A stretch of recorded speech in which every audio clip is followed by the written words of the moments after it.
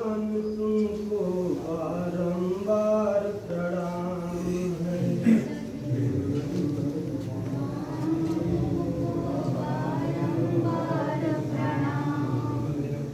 हे सद्गुरु भगवान तुमको बारंबार प्रणाम है। आप इधर आ जाओ। सच्चित आनंद धाम तुमको बारंबार प्रणाम है।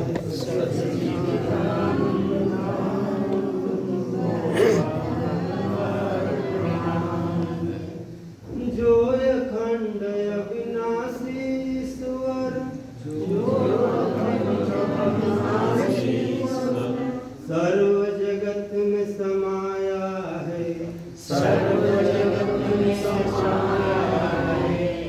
उस बिछड़े से मिलाने हमको तू धरती पर आया है। जो अखंड अविनाशी ईश्वर सर्व जगत में समाया है। उस बिछड़े से मिलाने हमको तू धरती पर आया है। तुम करते अनोखे काम तुमको बारंबार प्रणाम।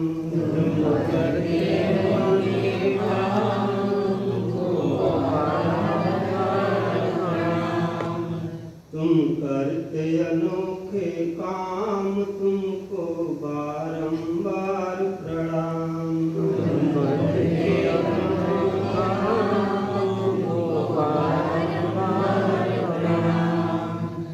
हर कोई हैरान यहाँ है। दुनिया रूपी जंगल में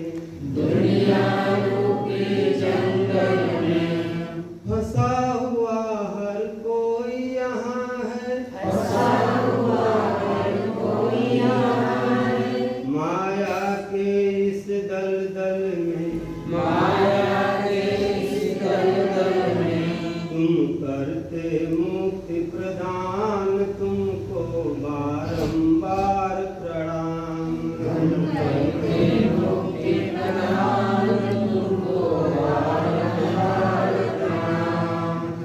हे सद्गुरु भगवान तुमको बारंबार प्रणाम।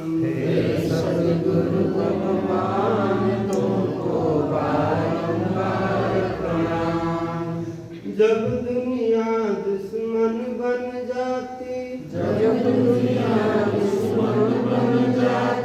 विकट परिस्थिति आती है।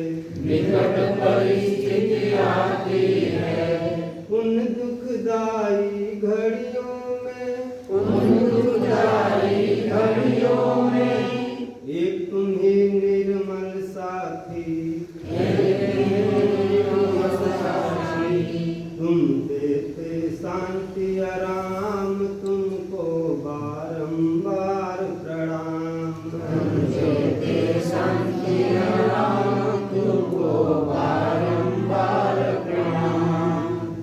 सच्चित आनंद धाम तुमको बारंबार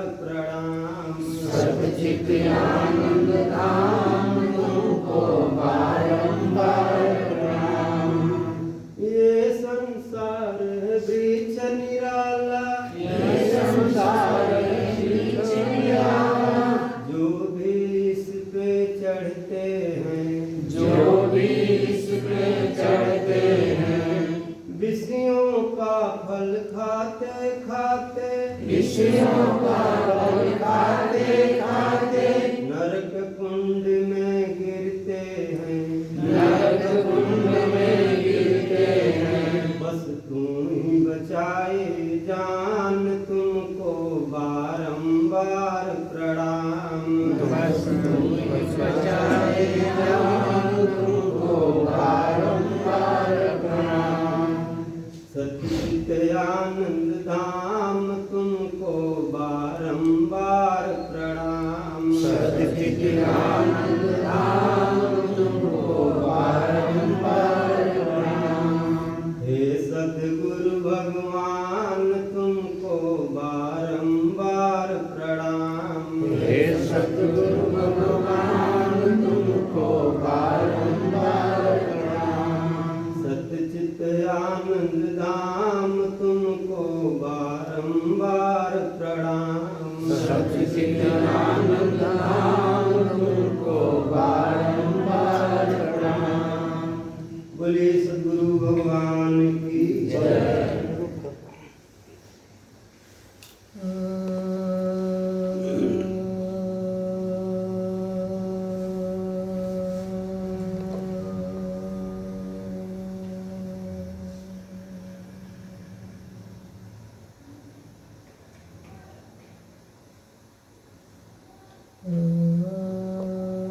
सहना भवतु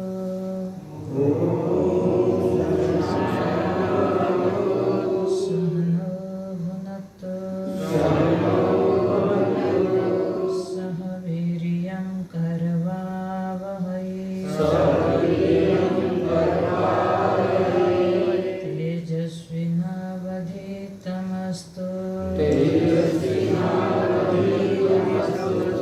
मा विद्विषावहै ॐ शान्तिः शान्तिः शान्तिः।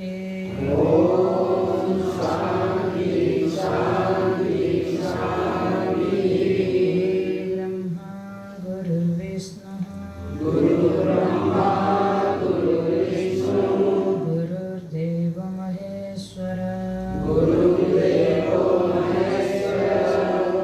साक्षात् परब्रह्म तस्मै श्री गुरवे नमः। तस्मै श्री गुरवे नमः।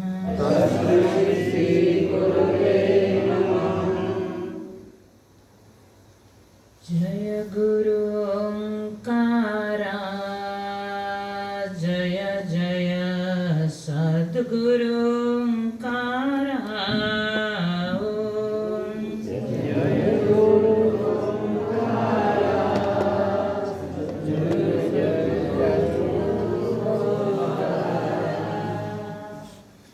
जय गुरु ओंकारा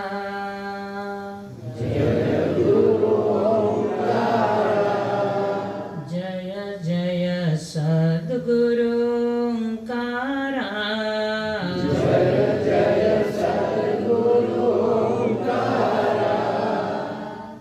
ब्रह्मा विष्णु सदा शिव ब्रह्मा विष्णु सदा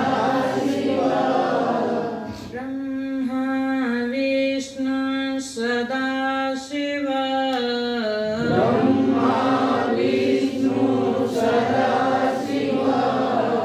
हर हर हर हर महादेव। हर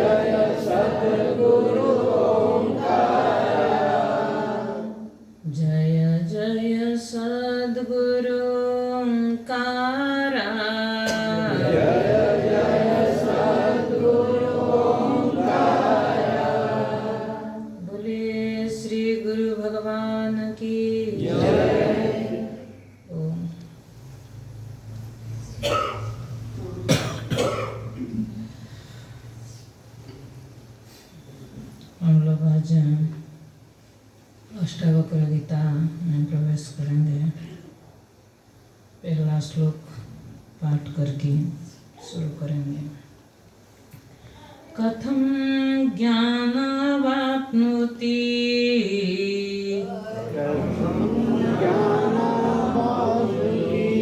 कथं मुक्तिर्भविष्यति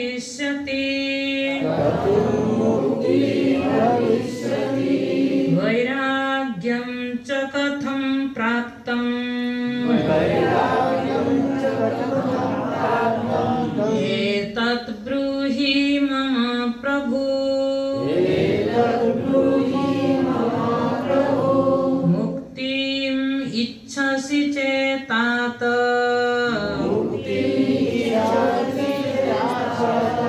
विषयान् विषवत्यज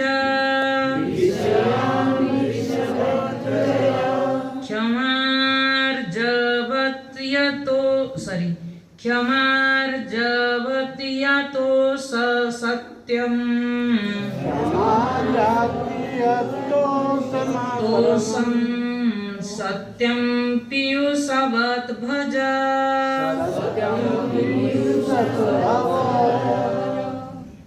अष्टावक्र गीता आप लोग तो सब परिचित हैं। अष्टावक्र गीता मतलब गीत, संवाद, उपदेश। किसको दिया जाता है ये उपदेश? अष्टवक्र मतलब 8 वक्र है, टेढ़ा है। वक्र शब्द का अर्थ है टेढ़ापन है।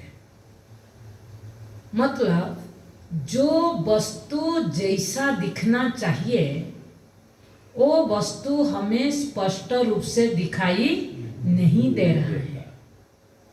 वो वस्तु कैसा दिख रहा है? टेढ़ा दिख रहा है। कहाँ टेढ़ा दिख रहा है?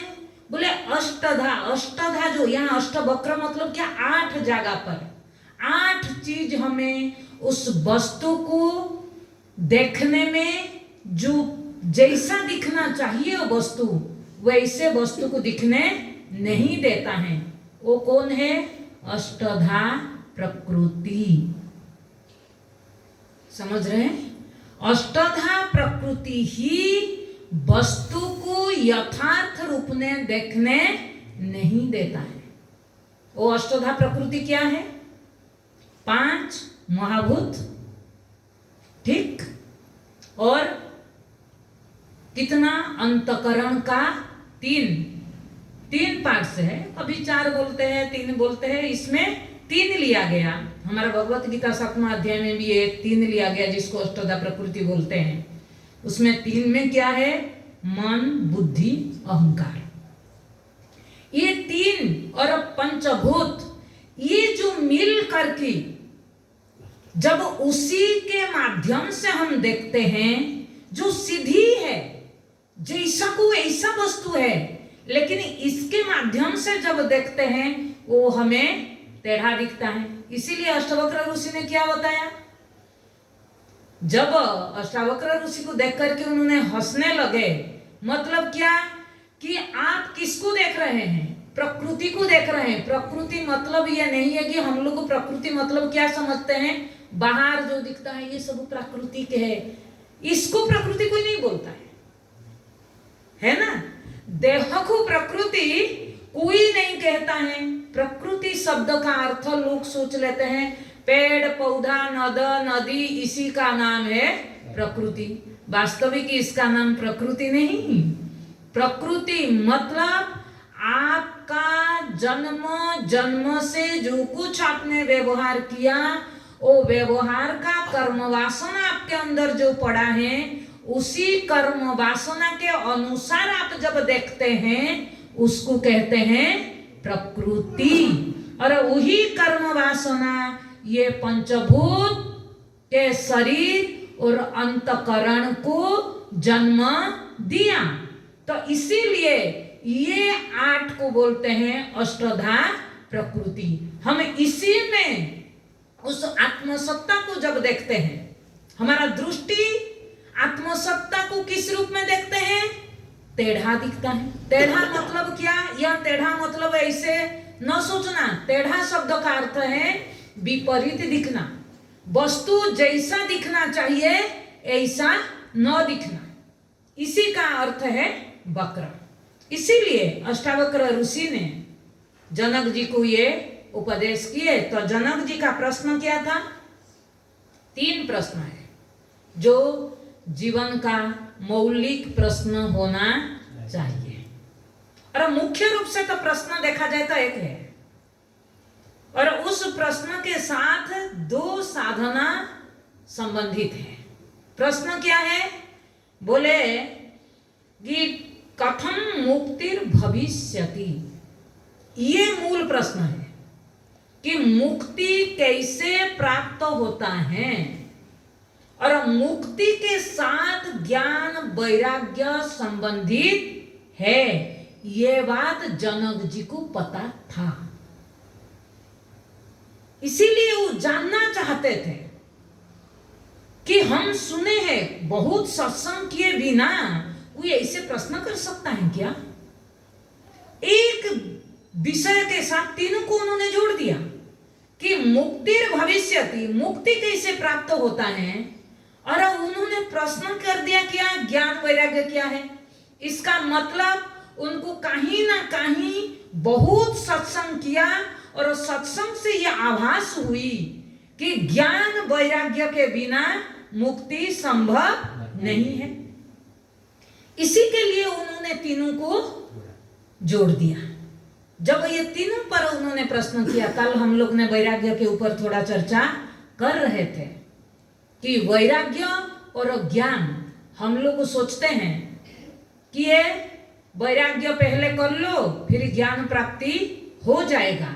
वैराग्य का 3 धरातल है, ध्यान देना। वैराग्य 3 धरातल है। एक है स्मशान वैराग्य, एक है विविदिशा वैराग्य, तीसरा है विद्वत वैराग्य। तो स्मशान वैराग्य क्या है? दुनियादारी में स्मशान वैराग्य रहता है।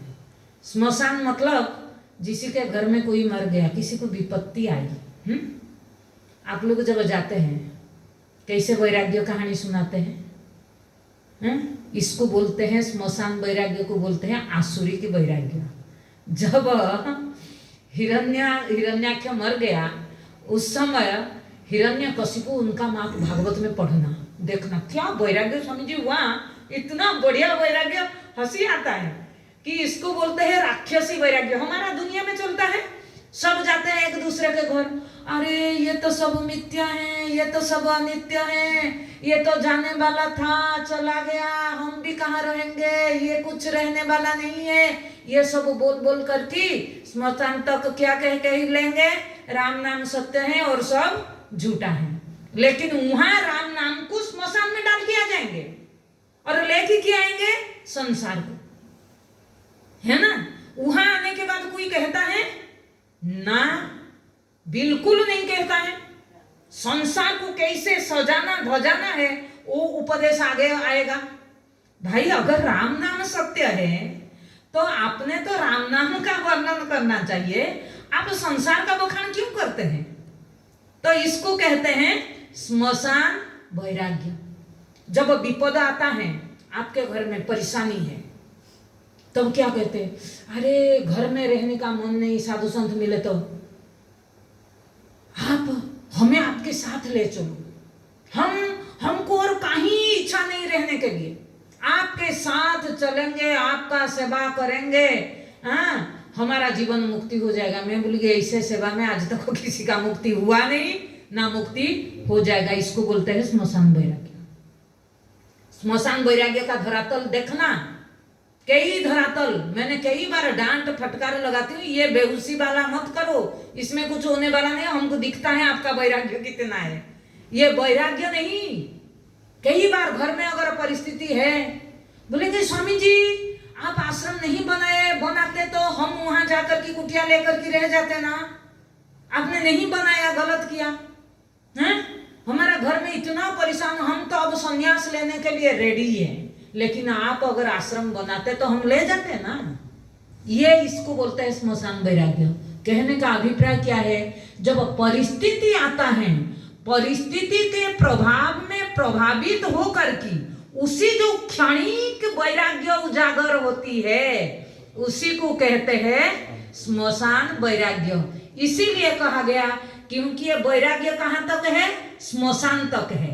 वहां छोड़ने के बाद वैराग्य वहां छोड़ छाड़ की आ गए।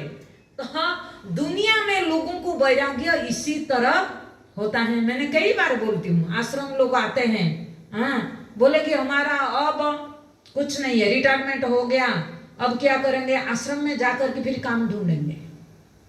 2-4 दिन हम जब गुरुकुल में थे, लोग जाते थे रिटायर के बाद और पूछते थे, स्वामी जी हमको, हम आए हैं, अब तो हम आश्रम निवासी हो जाएंगे। अच्छी बात है, श्रवण करो। फिर अगले दिन 2-4 दिन के बाद आएंगे, बोलेंगे हमको काम चाहिए, कुछ तो काम दो स्वामी जी, हम रिटायरमेंट होकर के आए हैं, कोई तो काम करे। बोलेंगे नहीं, कोई काम नहीं, काम एक ही है, आप श्रवण करो। 2-4 दिन के बाद स्वामी जी ऐसे लोग भाग के चले गए, आश्रम छोड़ के चले गए, काम नहीं दिया आपने, हमारा तो मन था श्रवण भी करे काम भी करे। इसको क्या कहते हैं, स्मशान वैराग्य। तो इसीलिए ये स्मशान वैराग्य में किसी का कभी कल्याण हुआ नहीं, ना होगा। एक ये व्यवहारिक धरातल पर। दूसरा वैराग्य हुआ विविदिशा वैराग्य। विविदिशा मतलब जानने का इच्छा, जिज्ञासु जिसको कहते हैं, कि जिसने कब ये उजागर होती है। ये विविदिशा वैराग्य इतना सहज नहीं होता है कि विविदिशा वैराग्य उसको होता है वो जब संसार में हर चीज को देखता है और हर चीज में उसको दुख दर्शन होता है। हर चीज में वो जिसको सुख के लिए प्राप्त करना चाहता है उस चीज से उसको दुख ही मिलता है। जिसके साथ रिश्ता बनाता है वो रिश्ता सुख के लिए बनाया, वो रिश्ता उसको दुख दिया और उसको उसने देखने लगे। दुनिया आप लोग जैसे बेहोशी ऐसा नहीं है, समझ रहे हैं। बहुत मैंने इसीलिए व्यवहार में कई बार लोगों के साथ बात करते करते बोलती हूँ, अलर्टनेस है ना, बहुत अलर्ट जरूरत है, तब जाकर के विविदिशा वैराग्य प्राप्त होगा। बिना अलर्ट से, किसका अलर्ट, आप सुबह से शाम तक जो जो घटना आपके साथ घटती है, जो जो घटना के साथ आप गुजरते हैं, उस घटना को जितना ध्यान दोगे उसमें आपको जरूर एक चीज मिलेगा, सब दुख है। सब जिसको मैंने पकड़ कर के रखा कोई चीज आज तक पकड़ कर के रहा नहीं, सब कुछ छूटते गया छूटते गया। ये जब दृष्टि हमको होता है तब जो वैराग्य प्राप्त होता है, इसको क्या बोलते हैं, विविदिशा वैराग्य, जिसको वेदांत में आरंभ में बोला गया, यह मूत्र फल भोग विराग। यह मतलब इस श्लोक में, और वह मतलब आगे के लिए, क्योंकि हम क्या करते हैं, तैयारी तो इस श्लोक में रहकर की इस लोगों के लिए केवल नहीं करते हैं, आगे के लिए भी।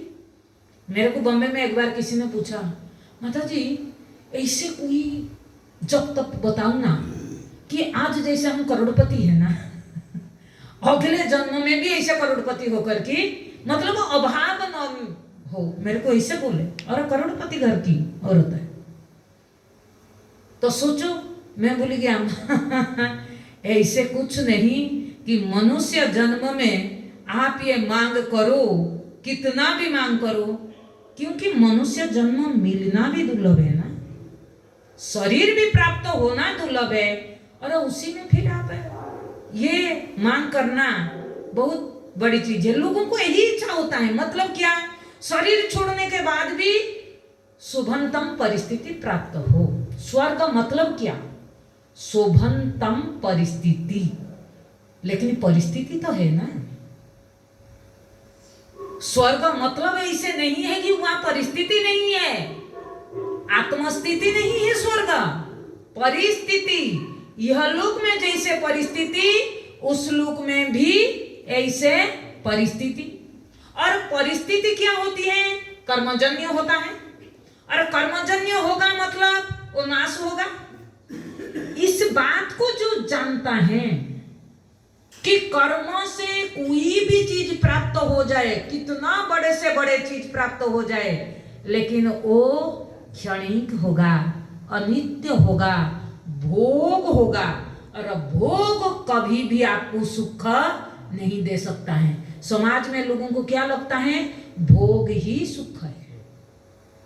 इसीलिए लोग भोग का इच्छा जो करते हैं, लेकिन ये जो विविदिशा वैराग्य जिसके अंदर है वो इतना अलर्ट है, वो देखता है जो कर्म इस लोक में मुझे सुख नहीं दे पाया, क्या वही कर्म आगे जाकर के ऐसे कोई परिस्थिति बना देगा जो आगे सुख देगा?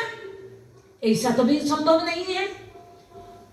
यहां अगर देता तो मुझे फिर आशा होता कि हाँ आगे कभी देगा, लेकिन यहां तो कभी स्थिर नहीं होता है कर्मों से कोई चीज, कोई परिस्थिति निरंतर बनी नहीं रहता है, तो वो भी बनी नहीं रहेगा कठोपनिषद में। इसीलिए यमराज ने जब नचिकेता को ये प्रलोभन दिखाया, स्वर्गलोक मतलब क्या? शुभंतम परिस्थिति, अच्छा से अच्छा, अब से और अच्छा। नचिकेता ने क्या जवाब मांगा उससे? बोला प्रभु ये एक बात मुझे बताओ, वो जो आप मुझे दिखा रहे हैं ये नित्य निरंतर बनी रहेगा? बोले वो तो नहीं, लॉन्ग टाइम बनी रहेगा। बोले मैं वो नहीं पूछ रहा हूँ लॉन्ग टाइम बनी रहेगा कि शॉर्ट टाइम बनी रहेगा, लेकिन बनी रहेगा या नहीं, मेरे इतना प्रश्न है। यमराज ने क्या जवाब दिए? बोले कि बेटा वो मेरे पास कैपेसिटी नहीं है कि ऐसे जो बनी रहने वाला चीज में दे सकूं। बोला नहीं दे सके तो फिर ये मेरे को क्यों दिखाते हैं? मेरे को तो ये चाहिए ही नहीं। मैं मांग नहीं कर रहा हूं, मेरा मांग वो है जो कार्य कारण से परे है, जो धर्म अधर्म से परे है। नचिकेता का ये प्रश्न था, जो ना धर्म के कैटेगरी में आता है ना अधर्म के कैटेगरी में आता है, जो कार्य के क्षेत्र में आता है या कारण के क्षेत्र में आता है, ऐसे कोई वस्तु है या नहीं? बोले है तो, लेकिन क्या करूं? बोले वो दे दो, और क्या करूं? वो मैं मांग कर रहा हूं ना, और जो मांगता है आपने तो बोला देने के लिए, तो दो ना। इसी तरह आत्मविद्या को क्या लिया जाता है? ये कौन ले पाता है? जिसके अंदर विविदिशा वैराग्य हो, हक से बोल सकता है कि आप बोलो, ये बताओ आप। मैं जब शंकराचार्य जी के पास गई थी, मैंने इसे बोली, बोले कि तू बड़े हक से बोलती है। मैं बोली और क्या, आपके पास होता है ही तो मैं मांग रहा हूं, मैं आपके से तो और कुछ नहीं मांग रहा हूं। देना है तो दे दो, नहीं देना है तो मना कर दो। बोले कि बेड़े बड़ा साहस है तेरा। मैं बोली कि उसमें क्या साहस है, ज्यादा से ज्यादा आप क्या करोगे? डांट दोगे, और तो कुछ नहीं करोगे, लेकिन मांग तो वही है। तो इतना दृढ़ता हो, इतना आपको निष्ठा हो कि कभी भी चित्त में संसार का कोई भी विषय आपको विचलित न कर पाए, इसको बोलते हैं विविदिशा वैराग्य। और विविदिशा वैराग्य के बिना ज्ञान प्राप्ति संभव नहीं है। जो सुख संसार में है वो सारा अकेले तो क्या वो सुख मिलेगा? नहीं। तो इसीलिए विविदिशा वैराग्य जब होता है, तो विविदिशा वैराग्य में ही ज्ञान जब मिलता है, तो ज्ञान प्राप्ति के बाद इसका मोबाइल उसका हटाओ पहले वहां से।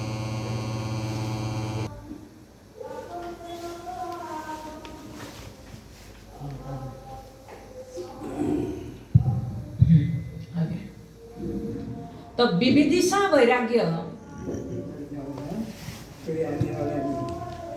और आगे बैठ जाओ। जितना ये मैं बताऊं आपको, एक दिन बता रही थी, पीछे कौन बैठता है क्लास में? पीछे, हाँ, जिसको बस जाओ, जाने के लिए जाओ, पीछे आकर के बैठेगा। और जितना नजदीक, मैंने एक बात बोल रही थी, जितना दूर बैठे मास्टर और तो जितना दूर बैठोगे ना, उतना इधर से नहीं निकलता है। मास्टर का आप जितना पीछे जाओगे मैं बोल नहीं सकती। ब्लू वाला अब जितना नजदीकी ज्ञान प्राप्त होती है, वो ज्ञान में जब रमण करने लगता है, वो सहज रूप से जो बाकी बचा है कि ऐसे कोई चीज नहीं रहता है जो बाकी रहता है किसी के प्रति बनी रहने का इच्छा। वो ज्ञान के बाद जो सहज वैराग्य, स्वरूप स्थिति में जो वैराग्य, उसको बोलते हैं विद्वत वैराग्य। इसीलिए ज्ञान के बाद विद्वत वैराग्य, ज्ञान के पहले विविदिशा वैराग्य। ये दोनों साधक के लिए विविदिशा वैराग्य जरूरत है, लेकिन विद्वत वैराग्य उत्पन्न करना नहीं पड़ता है। सहज स्थिति का नाम है विद्वत वैराग्य, जो सहज वैराग्य होता है, किसी चीज का इच्छा न रहना, जिसको बोलते हैं बस हो गया, कुछ नहीं चाहिए। ये जो सहज स्वभाव बन जाए, इसी को बोलते हैं वैराग्य। इसीलिए वो वैराग्य और ज्ञान, ज्ञान क्या है, ज्ञान का परिभाषा क्या है जी? ज्ञानम, ज्ञान का परिभाषा है सरल हिंदी में अगर उसको बोलेंगे तो जो वस्तु जैसा है उसको वैसा को वैसा जान लेना, उसको बोलते हैं ज्ञान। ज्ञान होने के लिए पहले वस्तु का होना जरूरी है ना, तभी तो ज्ञान होगा कि ऐसा दुनिया में कोई चीज है जिसको वस्तु कहेंगे। वस्तु मतलब ये पदार्थ नहीं, वस्तु शब्द का अर्थ वसति इति वस्तु, जो वसति मतलब विद्यमान है। तो विद्यमान दुनिया में अगर कुछ है तो एक ही वस्तु है, विद्यमान है। इसलिए वस्तु ही आत्मसत्ता है। आत्मसत्ता के बिना कोई चीज को आप वस्तु नहीं कह सकते हैं। हमारा अद्वैत सिद्धि ग्रंथ है, वहां दिया ये बात कि वस्तु अगर कहना है तो एक है वस्तु, उसका नाम है आत्मसत्ता। इसीलिए वस्तु शब्द का अर्थ ध्यान देना, विद्यमानता, भासमान नहीं है। दुनिया में ढूंढो, बोले कहाँ कहाँ जाए हैं, बोले कहीं नहीं जाना दुनिया को ढूंढने के लिए। इसीलिए गणपति परिक्रमा जो किए अपना पिताजी को, इसका अभिप्राय क्या है? हम लोग ढूंढने जाते हैं बाहर, हम लोग विचार करने जाते हैं बाहर। मैं इसको लेकर के विचार करूं, देखो इसके अंदर कितना गलती है, कितना अच्छा कर रहे हैं, कितना बुरा कर रहे हैं। अरे भाई उसको तो विचार करने से तेरे को क्या मिलेगा? वो आसक्ति राग छूट जाएगा? नहीं छूटेगा ना। वैराग्य कब होगा? जब इसी के ऊपर विवेक करोगे। पहले इसी से राग को छुड़ाओ। हम लोग क्या करते हैं ना, बाहर जाते हैं राग छुड़ाने। हाँ, मेरे को मेरे संतान से राग छूट जाए, मेरे धन से राग छूट जाए, मेरे बनी हुई मकान से राग छूट जाए। बोले कि तू कितना भी जब तक कर, वहां से राग छुड़ा नहीं पाएगा। जब तक सुबह का क्लास में आया था ना, जब तक देह से राग नहीं छूटेगा तब तक देह संबंधी से राग नहीं छूटेगा। ये देह से तो धन का संबंध है ना। आपका धन ज्यादा से ज्यादा क्या करता है मुझे बताओ? आपका शरीर को कंफर्ट देता है ना। उससे आगे तो और कुछ नहीं। शांति देती है जीवन में? नहीं देता है। तो फिर धन का संबंध कहां तक है? देह तक। आपका संतान जिसको आप कह रहे हैं, वो संतान का आभास कब तक आपको रहता है? जब तक आपका देह का आभास रहता है। तो संतान का संबंध भी कहां तक है? देह तक है। देह का आपको भान नहीं होता तो संतान का भान छूट जाता है। छूटना पड़ता है क्या? नहीं। हम लोग को उल्टा चल रहे हैं, इसी को संभाल करके रख रहे हैं और इसके सिवाय सबको वैराग्य करने में लगे हुए हैं। इसीलिए आज तक किसी का वैराग्य होता नहीं। फिर लोग ढिंडुरा क्या लगता है, ये सब कही कहा ही बात है, ये वैराग्य कभी होना है? किसी का नहीं होता है। आज तक तो किसी का हुआ? ये बाहर क्यों? बाहर दिखता है। वैराग्य बाहर चीज नहीं है। कल मैंने बोल रही थी वैराग्य का अभिप्राय क्या है?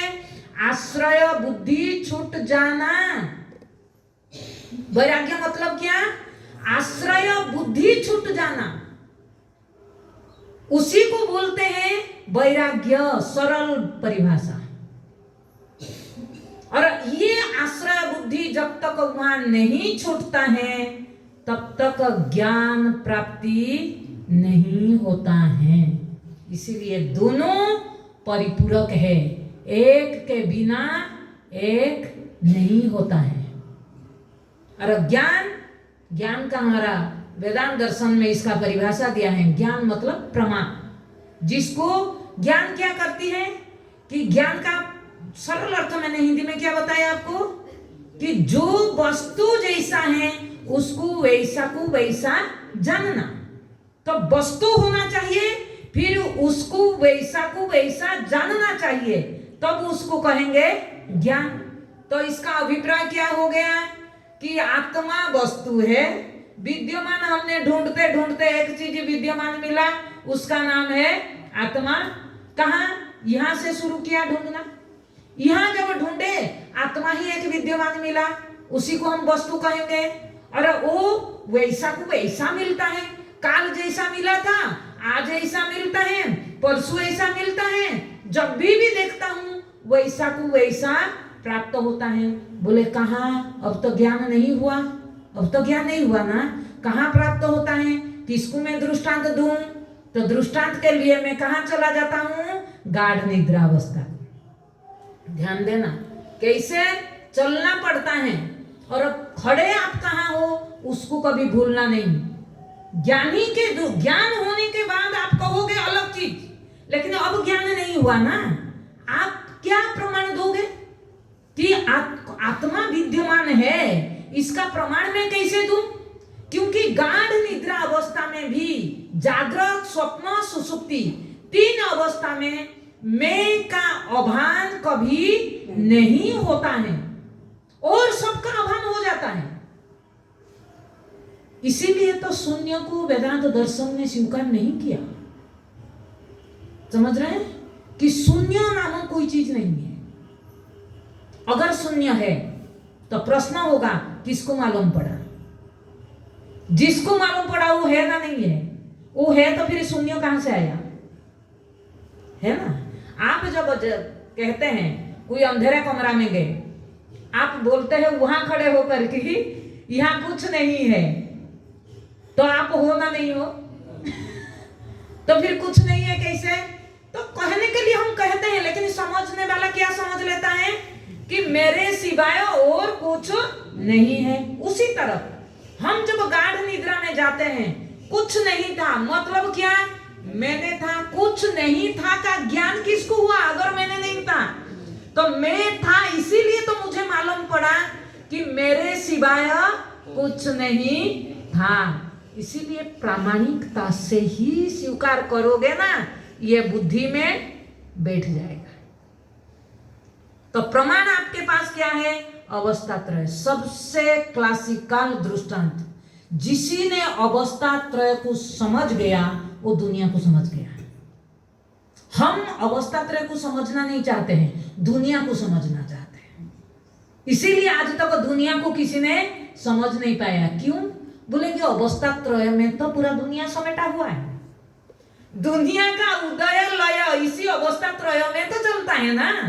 दुनिया बाहर दिखता है आपको? कभी आपने स्वर्ग कभी बाहर देखा? चलो स्वर्ग छोड़ दो, मैं आपको देख रहा हूं, बाहर देख रहा हूं? मेरे अंदर देख रहा हूं। जो कुछ देखता हूं, प्रत्यक्ष हो या परोक्ष हो, सबका ज्ञान कहां होता है? मेरे अंदर ही होता है। इसीलिए दुनिया कहां है? मुझ में है, न कि दुनिया में मैं हूं। हम लोग क्या कहते हैं? दुनिया में हम एक टुकड़े हैं, इसीलिए हम तो अंश हैं, टुकड़े हैं। क्या टुकड़ा टुकड़ा मिलकर के ब्रह्म बन गया? कभी सोचो ना, ये जब बोलते हैं टुकड़ा टुकड़ा मिल करके, जो बोलते हैं जो लोग, यही तो प्रश्न किया वेदांत दर्शन ने कि आप जब बोलते हैं ईश्वर को जीव से भिन्न मनाते हैं और ये बोलते हैं ईश्वर ने जीव को उत्पन्न किया, जगत को उत्पन्न किया, अलग है, तो फिर ईश्वर हुआ कैसे? क्या जीव एक एक जॉइंट कर कर की ईश्वर बना दिया गया? आप पेड़ को एक एक डाली जुड़ जुड़ करके पेड़ बनाते हैं क्या? तो वैसे ही बात बोल देते हैं। इसीलिए कोई भी चीज बोलने के पहले प्रामाणिक होना चाहिए। और मैं सभी की भी बोलती हूँ, कई बार लोग वेदांत के प्रति अलग तरीका से देखते हैं, तो मैं बोली कि आप वेदांत शब्द छोड़ दो। आप हम जो बात बता रहे हैं, आपको कोई, आप जब विचार करेंगे आपको भी ऐसे दिखता है ना।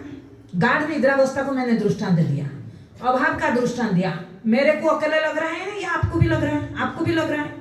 जब सबको लग रहा है, ये प्रामाणिक है ना? नहीं है। सबके अनुभव में अगर एक ही बात आता है, इसलिए सबसे बड़ा प्रमाण क्या है?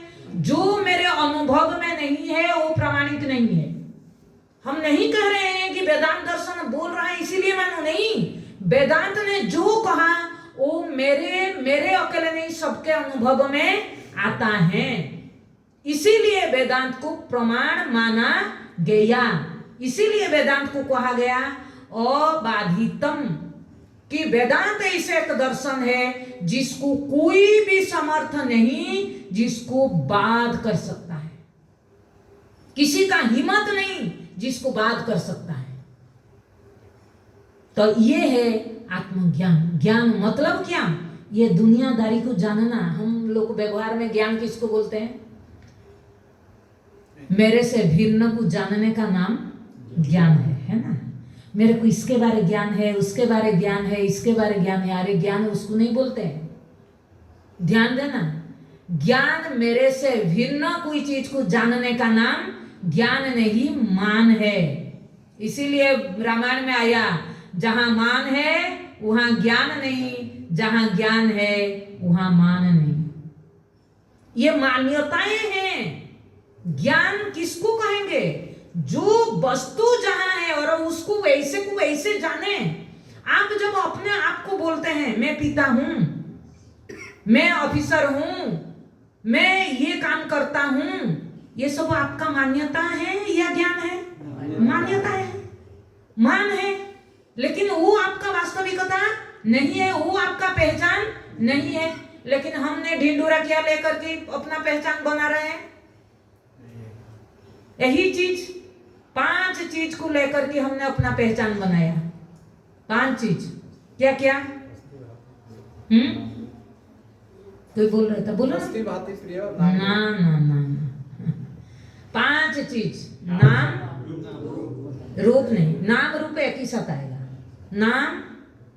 नाम में रूप आएगा, संबंध, जाति, गुण, क्रिया। ठीक, ये 5 को लेकर के हम अपना पहचान बनाते रहते हैं। तो क्या ये मेरा पहचान है? इसी को ज्ञान कहेंगे। ये मान्यता है। और अब ज्ञान, ध्यान देना, ज्ञान केवल अहं सत्ता के विषय में होता है। इदम के बारे में जहां इदमता लक्षण घटित होता है वहां कभी ज्ञान नहीं कहेंगे। बोले कि उसको क्या कहेंगे? मान्यता। वो कैसे होता है? स्मृति जन्य है। ध्यान देना, वो ज्ञान जन्य नहीं है। हाँ, तो ज्ञान और स्मृति में फर्क क्या है? हमें जगत के बारे में जितना भी जानकार, आप कितना भी बड़ा साइंटिस्ट हो जाओ, कितना बड़ा अपराविद्या में कितना बड़ा माहिर हो जाओ, लेकिन उसमें क्या है? वो सारे जो विद्या, जितना विद्या है अपराविद्या, वो कैसा है? स्मृति जन्य, ज्ञान जन्य नहीं। स्मृति और ज्ञान में फर्क क्या है, ये बात को समझना है। स्मृति पूर्व व्यवहार, हमने जन्म से, कितना जन्म से, करोड़ों जन्म का जो कुछ व्यवहार किए, जो संस्कार आपके अंदर पड़ा है, वासना पड़ा है, वो वासना अनुकूल जब विषय उपस्थिति होता है, उस विषय को जब हम देखते हैं उसको कहते हैं स्मृति जन्य विषय। उसी को आप जो ज्ञान कहते हैं, दुनियादारी ज्ञान। आप देखो, अगर स्मृति नहीं है, सामने घड़ा है, ठीक है, आपका घड़े के विषय में कोई स्मृति नहीं है, मैंने बोलूंगी अरे वहां घड़ा है ले आओ, बोले कहाँ है, बोले कहाँ है, मैं सामने आपको दिख नहीं रहे, नहीं यहाँ कहाँ घड़ा है, अरे इसको कहाँ घड़ा है, बोले कि इसको घड़ा कहते हैं। अब तक उनको पता नहीं था, तो घड़ा होने पर भी उसको ज्ञान हो रहा था। आप क्या कहते हैं, अरे सामने खड़ा है तेरे को दिख नहीं रहा है, झगड़ा लग लेते हैं। अरे भाई सामने खड़ा होने पर भी, क्योंकि उसके विषय में उसके अंदर स्मृति नहीं है, जो स्मृति वस्तु को जनाता है और पूरा व्यवहार हमारा चलता है स्मृति जन्य। इसीलिए वो सबको क्या कहते हैं, मान्यता न कि ज्ञान। ज्ञान क्या है, जो वस्तु है और देखे न देखे, वो दिखाई पड़े न पड़े, वो तो दिखाई देता ही नहीं है। मैं इसीलिए छोटे छोटे प्रवाद ऐसे बनाती हूँ, जो दिखता है वो होता नहीं, जो होता है वो दिखता नहीं, जो दिखाई देता है वो कभी होता नहीं है ना नहीं।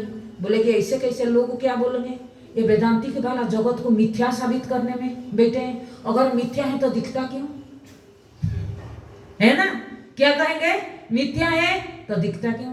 अरे भाई आप प्रमाणित करके बताओ, ऐसे कोई चीज दिखाई देता है और मिथ्या नहीं है आपके पास प्रमाण है। सूर्य उदय अस्त दिखाई देती है ना नहीं है, क्या कहते हैं आप, मिथ्या।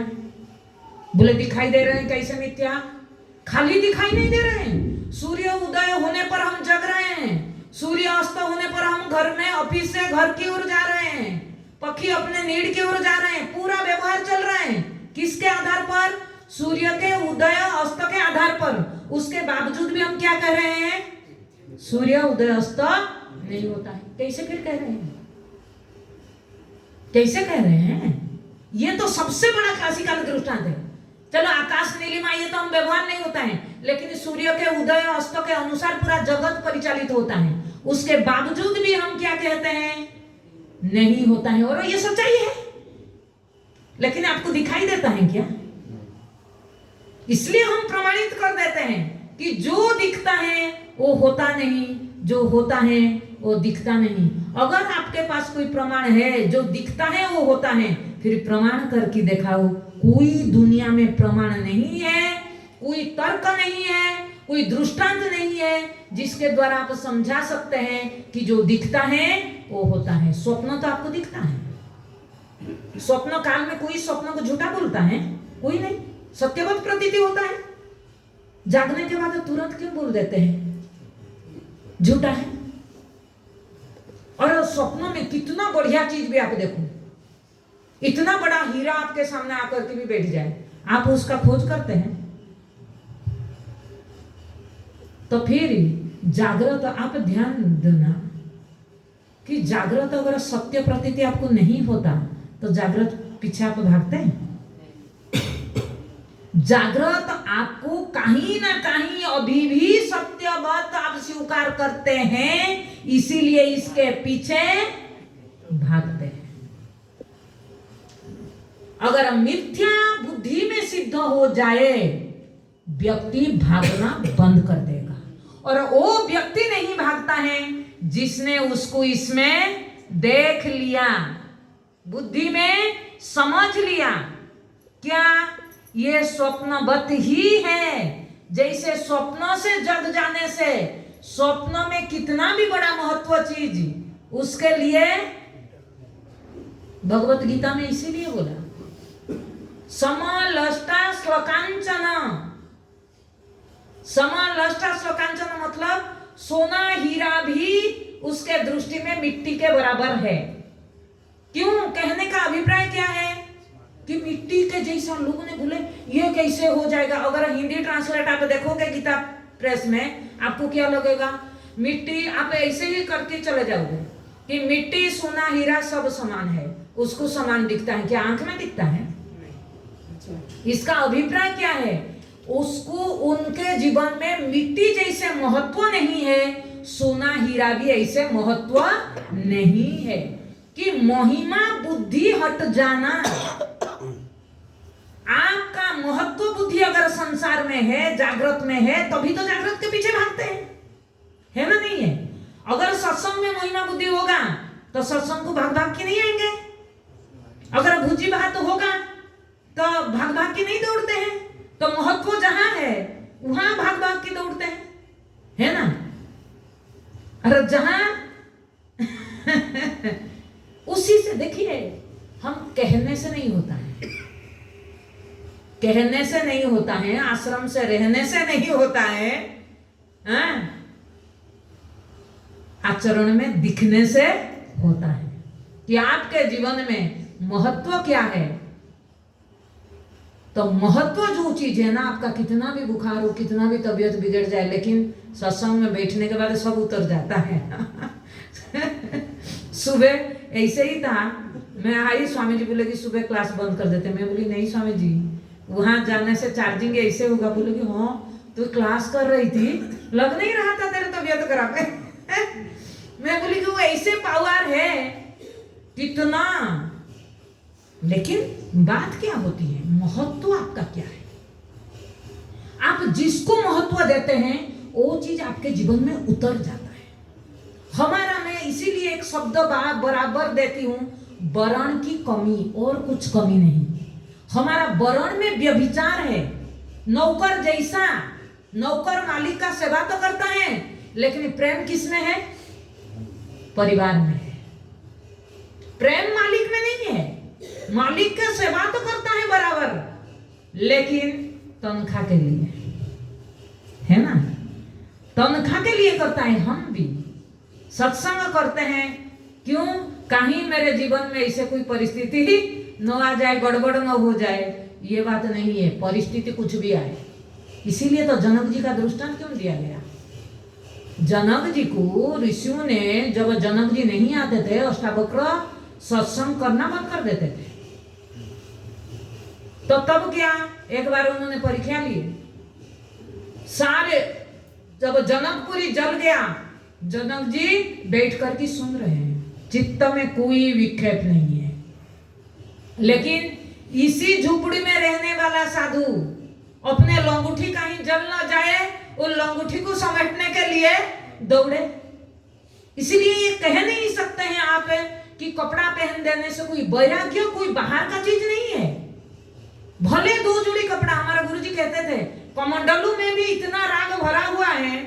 एक कमंडलू है, लेकिन वो कमंडलू के अंदर, वो कभी कभी ऋषिकेश जाते थे, कभी तो बोलते थे मैंने देखा एक कमंडलू है, लेकिन वो कमंडलू के अंदर, तब मेरे गुरुजी के पास एक भी मोबाइल नहीं था, हमारा कोर्स के टाइम हमने देखा। बोले कि इतना बड़े बड़े मोबाइल लेकर के कमंडलू के अंदर घूमते रहते हैं साधु, और देख तो लंगूठी पहन करके घूम रहे हैं।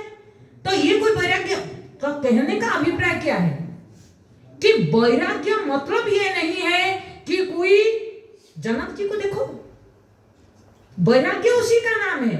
जनकपुर में रहते थे, लेकिन जनकपुर का एक भी चीज उनको आश्रित नहीं होते थे। वो कभी भी कुछ भी हो जाए, अपने स्थिति से वो कभी च्युत नहीं होते थे। रानियां जल गई जी, तो सब जल गया, राख हो गया, तभी भी उनका कोई हलन चलन नहीं है।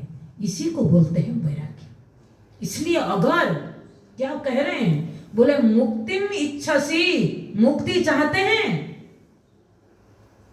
बहुत कम लोग होते हैं जो मुक्ति भी चाहते हैं, है ना?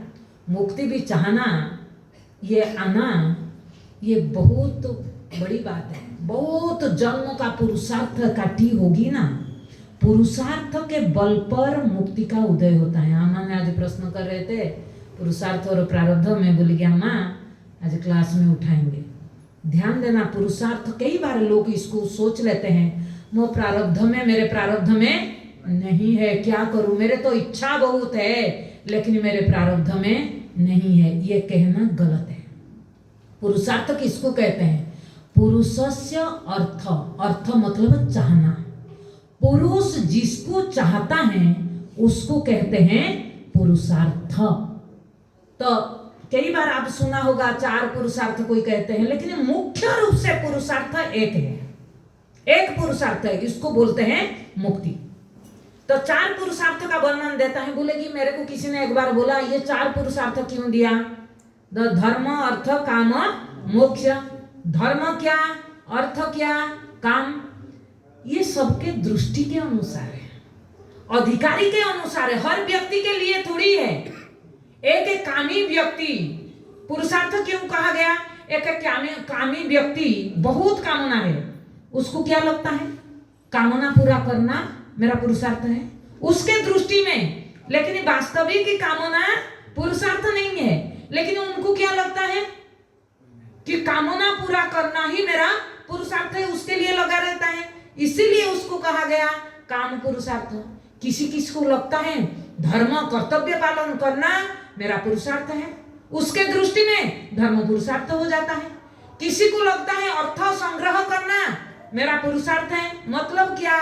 मैं इसी के लिए पैदा हुई हूं। समझ रहे हैं? कुछ लोग ये समझते हैं मैं कामना पूरा करने के लिए शरीर में आई हूं, उसके लिए काम पुरुषार्थ है। जिसको लगता है कर्तव्य पालन के लिए शरीर मिला, उसके लिए धर्म पुरुषार्थ लगता है। जिसको लगता है इसी शरीर में अर्थ उपार्जन हो सकता है, उसके लिए लगता है अर्थ पुरुषार्थ। लेकिन जो जिज्ञासु है, जिसने पूर्व जन्म में ऐसे सत्संग किया हो, वो आते ही मुक्ति का इच्छा करेगा। उसको आते ही सब बंधनकारी लगने लगेगा। जो भी विषय पकड़ो तो विषय उसको लगने लगे ये मुझे बांध रहा है। इसीलिए वो क्या चाहेगा? छूटना चाहेगा। तो इसलिए मुक्ति शब्द का अर्थ क्या? छूटने का नाम मुक्ति है, छूट जाना। ठीक है? मुक्ति मतलब क्या? छूट जाना। छूट जाने का इच्छा कब होगा? जब आपको लगने लगे मैं कहीं बंधा हुआ हूं। जब बंधन का एहसास नहीं होगा तब तक मुक्ति का इच्छा नहीं जगेगी। इसीलिए मैंने बोली सबके जीवन में मुक्ति का इच्छा नहीं होती है। बहुत कोई पुरुषार्थी होगी जो मुक्ति का इच्छा करेगी, लेकिन मुक्ति का इच्छा प्रारब्ध जन्य नहीं है, पुरुषार्थ है। पुरुषार्थ पूर्व पुरुषार्थ के बल पर अगर इसी शरीर में आया तो पूर्व पुरुषार्थ के बल पर आया, या तो कोई इसी जन्म में कहीं ना कहीं उसको विषय देख करके विषय से दुख दर्शन हुआ तो उसका जो पुरुषार्थ करने लगा, तब उसको उसी पुरुषार्थ के बल पर देर में ज्ञान प्राप्ति के लिए जब लगा रहता है, मुक्ति पाने का इच्छा रखता है, उसको बोलते भी पुरुषार्थ। इसीलिए प्रारब्ध और पुरुषार्थ को पहले क्लियर समझ लेना। लेकिन दुनिया में पुरुषार्थ किसको कहते हैं? मेहनत करो, पुरुषार्थ करो, इसका नाम नहीं। अम्मा ने पूछ रही थी, मैं बोली कि जिज्ञासु के लिए पुरुषार्थ है विवेक करना। जिज्ञासु का मूल पुरुषार्थ है विवेक, शक्ति को उजागर करना। क्यों? क्योंकि मनुष्य शरीर में बुद्धि आई है। विवेक को आपको उजागर करने के लिए क्या करना पड़ेगा? सत्संग में प्रवेश करना पड़ेगा। ये सत्संग में प्रवेश करना, फिर इस सत्संग से तो गए, फिर जाने के बाद बैठते तो हैं लेकिन मन विषय में, वो पुरुषार्थ है ना। बैठा तो जो सुन रहा हूं उसको जीवन में धारण करना, वो पुरुषार्थ है। जो धारण किया उसको लेकर के बिस्तर तक जाना, वो पुरुषार्थ है। फिर बिस्तर में बैठ करके उसका मंथन करना, वो पुरुषार्थ है। ऐसे नहीं होता है सुन लिया पुरुषार्थ कर लिया, इसको पुरुषार्थ नहीं कहते हैं। प्रारब्ध किया, प्रारब्ध से देखो आपको शरीर मिली, प्रारब्ध से आयु मिला, प्रारब्ध से जाति मिली। जाति मतलब वो जो ब्राह्मण क्षत्रिय बात में नहीं बोल रहा हूं, पशु मनुष्य जो जिस जाति में आप आए, मनुष्य जाति पशु ये बना, उसी के लिए वो दवाई खाओगे तो आपका टेम्परेचर कम होगा। बोलेगी ना मेरे बलबूते पर मैंने पैरासीटामोल को बनाया, अब मैं चाहूं तो इसको बदला सकता हूं, इसको सर्दी होने भी खाने के लिए मैं दे सकता हूं। कोई दे सकता है?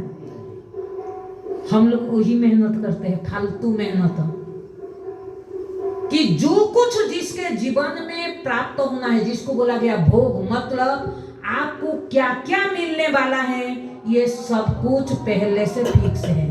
लोगों ने बोल देते फिर हम कुछ ना करें। तुम कौन होते हैं कुछ करे ना करे? आपका शरीर, मैंने जब बोला प्रारब्ध से मिला, शरीर में क्रिया का अवकाश है, आप कराओगे नहीं कराओगे वो तो फिक्स है। शरीर जब कहा गया, केवल तो स्थूल शरीर नहीं है, सूक्ष्म शरीर और इंद्रिया। सूक्ष्म शरीर इंद्रिया का काम है प्रवृत्त होना, और चेतन तो बिल्कुल विद्यमान सत्ता है। और उसके विद्यमानता में, जैसे मैं एक दृष्टांत दूं आपको समझ आएगा, इलेक्ट्रिसिटी, ठीक है, इलेक्ट्रिसिटी पंखा के साथ कनेक्टेड है, तो पंखा कहेगा मैं तो अब नहीं घूमूंगा, संभव? कितना भी घूमने का सामर्थ्य है, स्वतः घूम सकता है? नहीं घूम सकता है। और जब चाहे तब घूम सकता है? नहीं घूम सकता है। हम भी जो मैं जब चाहूं तब करूंगा, मैं जैसे चाहूं तब करूंगा, ये संभव है? इसका विज्ञान हम नहीं जानते हैं, तब ये जो ढिंडूरा अभिमान लेकर के घूमते रहते हैं, हमने कर दिया, हम नहीं करते तो नहीं होता। हाँ, कुछ नहीं है, तेरा अवकात क्या है बेटा? हाँ, कौन सी अवकात लेकर के घूम रहे हैं? भगवान ने क्या बोला? विवशः प्रकृते वशात्, विवश हो प्रकृति के वश में होने के लिए। प्रकृति मतलब क्या? आपका जो प्रकृति आप लेकर के आए हैं, पूर्व जन्म का प्रारब्ध आपको जैसे नचा रहे हैं, ऐसे चलने के लिए आप मजबूर हो। कोई जानबूझ करके नहीं जाता है गाड़ी एक्सीडेंट करने के लिए, मजबूर होता है जा करके ठोकर खा करके मरने के लिए। क्यों? अपने हाथ पर नहीं है। इसीलिए हमको जो कुछ प्राप्त है, ये पहले से ये प्रारब्ध जन्य है। आज मैंने एक बात बोल रही थी, सत्संग का बात आया कि सत्संग हमें मिला, इधर सत्संग चल रहा है, बहुत लोग रास्ता में जान आकर रहे हैं। ये क्या है? प्रारब्ध से इस जगह पर एक सत्संग महल मिला, लेकिन आना न आना ये प्रारब्ध से। बोले कि मैं क्या करूं, इधर तो जाता हूं लेकिन मेरे प्रारब्ध में लिखा नहीं गया ना, इसीलिए मैं चाहने पर भी सत्संग नहीं जा पाता। ये प्रारब्ध जन्य नहीं है। वहां से अंदर प्रवेश करने के लिए जो प्रक्रिया है उसका नाम है पुरुषार्थ। जैसे मैं एक दृष्टांत दूं, आपको भूख लग रही है, आपको भूख लग रहा है तो आपको भोजन चाहिए, टेबल के ऊपर किसी ने भोजन रख दिया, प्रारब्ध से आपको भोजन मिला। और भोजन मिलना क्या? प्रारब्ध से। लेकिन बोलेगी थाली में टेबल पर आ गया भोजन तो आपका पेट भर गया? नहीं। पेट भरने के लिए आपको क्या करना पड़ेगा? वो जो हाथ में खुद लेकर के अंदर डालना, उसको क्या कहेंगे? पुरुषार्थ। थाली टेबल तक आना प्रारब्ध, लेकिन टेबल से अंदर प्रवेश कराना पुरुषार्थ। इसीलिए प्रारब्ध और पुरुषार्थ को समझना। सत्संग तो प्राप्त हो रहा है, लेकिन सत्संग में जाना क्या? पुरुषार्थ करना। ये आपका, इसी का नाम है पुरुषार्थ। और धन कमा करके संग्रह करके रखना, ट्रेजरी में बैंक बैलेंस रखना, इसी का नाम पुरुषार्थ नहीं है। इसीलिए समझना, मुक्ति का इच्छा भी क्या है? बोले कि प्रारब्ध में नहीं है ना, परम पुरुषार्थ है, परम पुरुषार्थ है। और इसके लिए तो आप अगर पूर्व से कमाई नहीं है, पुरुषार्थ एक चीज देखेंगे। ओम तत्सत्। ओम पूर्णमद पूर्णमिदं पूर्णात् पूर्णमुदच्यते पूर्णस्य पूर्णमादाय पूर्णमेवावशिष्यते। ओम शांति शांति शांति। ओम।